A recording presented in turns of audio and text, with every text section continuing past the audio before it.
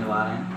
எங்கள் A-level ஸ்டடீஸை முடிச்சுட்டு நான் ஹையர் ஸ்டடீஸ்க்காக கொழும்புக்கு வந்திருக்கேன். எப்படின்னா வளமையாகவே யூனிவர்சிட்டி ஸ்டூடெண்ட் தான் தெரியும். நானே வீட்லேயும் காசு கேட்க முடியாத சூழ்நிலையில் ரொம்ப கஷ்டப்பட்டு தானே செய்வாங்க. அந்த மாதிரி நாங்களும் பார்ட் டைம் ஜாப் அதுன்னு தேடி தான் படிச்சுக்கிட்டு இருக்கோம். எங்களுக்கு போர்டிங் வசதி வந்து பெருசாக எனக்கு செட் ஆகலை. ஏன்னா ரொம்ப அதிகமான ஸ்டூடெண்ட்ஸ் இருக்கனால போர்டிங்க்கு கொஞ்சம் டிமாண்டு கூட.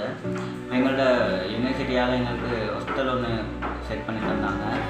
அப்போ அதில் வந்து காசு கொஞ்சம் குறைவு, ஹாஸ்டல் ஃபீஸ்லாம் கொஞ்சம் குறைவாக இருக்கனால இப்போ அதில் தான் எல்லாம் தங்கிட்டு இருக்கோம். திடீர்னு யூனிவர்சிட்டிக்கும் ஹாஸ்டல் ஓனருக்கும் இடையில சின்ன பிரச்சனையாகி ஹாஸ்டல் விட்டு எல்லாத்தையும் போக சொல்கிறாங்க. இப்போ எங்களுக்கு டெட்லைன் ஒன்று கொடுத்துருக்காங்க, ஒரு 10-15 நாள் போக சொல்லி. இப்போ அதுதான் எல்லாம் யோசிச்சுக்கிறதுக்கும் அவ்வளோ குறைஞ்ச விலையில் எங்கள் வேறு போர்டிங் கிடைக்காது.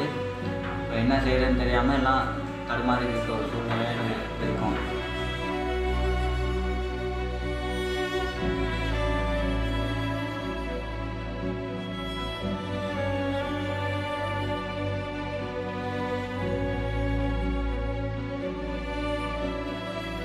என்கிற போர்டின் உரிமையாளருக்கும் பல்கலைக்கழகத்தில் உள்ளவர்களுக்கும் சிறிய முரண்பாடு ஏற்பட்டதால் வந்து எங்களோட போர்டின் உரிமையாளர் வந்து எங்களை போர்டினை விட்டு வெளியேற சொல்லிட்டாரு.